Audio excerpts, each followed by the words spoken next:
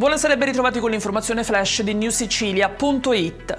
L'Assemblea regionale siciliana ha bocciato per la seconda volta nel giro di poche settimane la norma che avrebbe consentito il terzo mandato ai sindaci dei comuni con meno di 15.000 abitanti.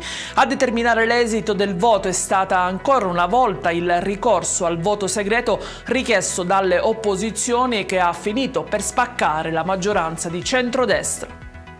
La Procura di Catania ha disposto il dissequestro penale dell'area delle ciminiere interessate da un incendio lo scorso novembre. Questo permetterà di mettere in atto tutte le operazioni di messa in sicurezza. Non ci sarà alcun funerale per Nitto Santapaola, lo ha confermato in queste ore l'arcivescovo di Catania. La disposizione è stata emessa in seguito alla prescrizione da parte del questore etneo.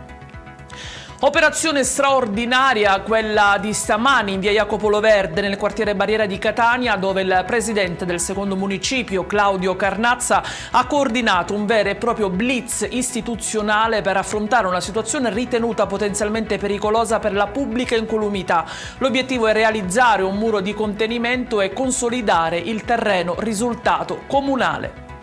In chiusura il meteo, anche domani la Sicilia sarà interessata dal bel tempo al mattino e da tipici temporali di calore al pomeriggio. Un peggioramento è invece atteso nel weekend.